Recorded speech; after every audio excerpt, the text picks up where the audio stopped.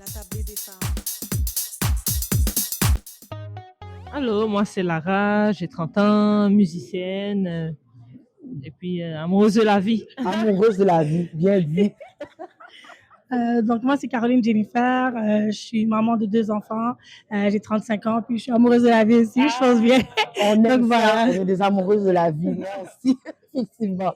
Bon, les filles, je veux savoir, qu'est-ce qui vous a amené à participer dans ce documentaire-là?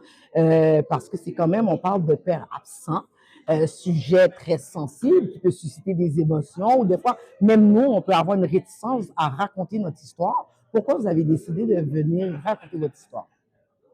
Tu veux commencer? Donc, pour moi, c'est vraiment parce que je trouve que c'est un sujet qui ne devrait pas être tabou, mais il y a des gens qui survivent pareil, sans père, donc c'est pas la fin du monde. Je suis quand même, je trouve que je suis une femme, j'ai bien travaillé dans ma vie, mes enfants sont bien sortis, donc c'est pas nécessairement parce que tu as un père que tu vas réussir dans la vie. Donc, pour moi, c'est ce message-là que je voulais faire passer et montrer que c'était pas la fin du monde, on peut quand même y arriver. Je sais qu'on ne devrait pas normaliser ça, mais ça reste quand même que c'est quelque chose qui arrive, puis la vie continue. Il y a autre chose dans la vie, c'est ça.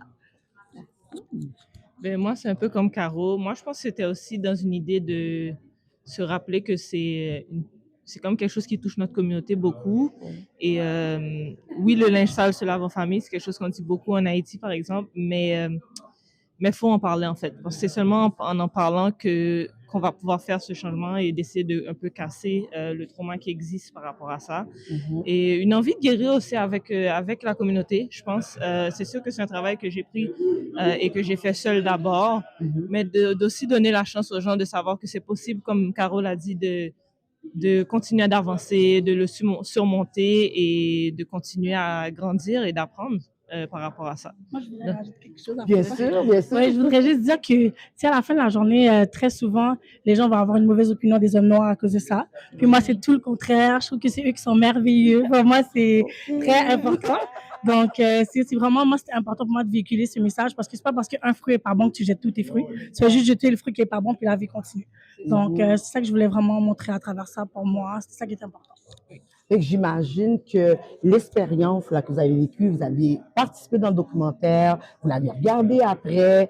Donc, qu'est-ce que ça a amené dans votre vie personnelle, l'expérience après, que ça soit personnel, professionnel, dans vos relations, amis, famille? Est-ce que vous avez eu des réflexions par rapport à le sujet? Moi, ça a amené énormément de conversations au niveau personnel, au niveau de mes amis, au niveau de ma famille, des gens que j'ai rencontrés dans la rue qui l'ont vu. Ça m'a tellement fait beaucoup de bien de savoir que de pouvoir partager et de créer cet espace plusieurs fois, en fait.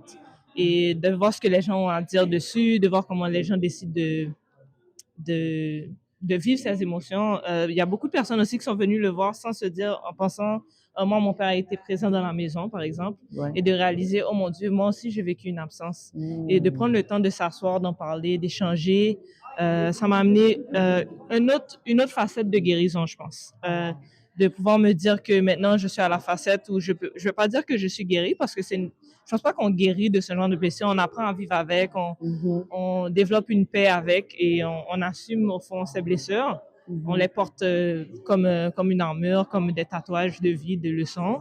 Mais ça a été comme pour moi une autre facette de guérison et de continuer le chemin en fait et d'encourager les gens qui n'ont jamais eu ces conversations de les avoir et surtout au niveau de ma famille de commencer à ouvrir ces conversations. Oui, définitivement. De dire maintenant on est à l'âge où on est tous des adultes, parlons-en. C'est pas une critique, c'est une opportunité en fait. C'est ouvrir une porte qu'on n'a jamais ouverte et qui a toujours été fermée. Et que pour une fois, on s'est dit, maintenant qu'on est tous adultes, est-ce qu'on peut s'asseoir et en parler? Donc, ça a fait de très belles choses, de très belles découvertes aussi, de très belles surprises. Magnifique. Moi, de mon côté, ça m'a permis d'être plus ouverte parce que pour moi, ça ne m'affectait pas. Donc, j'ai appris à avoir de l'empathie à travers ça parce que je me dis, quelqu'un que tu ne connais pas, qui n'a pas pris soin de toi, on s'en fout. Mais tu sais, avec mes élèves, j'ai pu mieux comprendre leur histoire, comment ça affectait d'autres personnes parce que moi, ça m'a affecté d'une façon, mais elle, c'est d'une autre façon. On a tous été affectés différemment. Donc, ça m'a permis de voir un peu comment les autres se sentaient. Donc, pour moi, c'est ça que ça m'a aidé plus là-dedans. Par rapport à mon père, je m'en fous encore aujourd'hui, pour être honnête, là. C'est pas pour être méchante, juste que je peux pas être attachée à quelqu'un que j'ai jamais connu. Elle, c'est différent, elle connaît son T'as père, fait tu sais. une sorte de deuil. Ouais, mais moi, j'ai jamais connu. Fait que c'est comme plus, j'ai connu vieille, mais Ouais. j'ai grandi sans lui, fait que j'étais habituée, j'étais bien. Donc, je manquais de rien. Ma mère avait créé un beau village, donc je trouve que c'est un village qui crée une famille, pas nécessairement c'est le père et la mère. C'est vraiment le village pour moi. Donc, c'est ça. Très beau.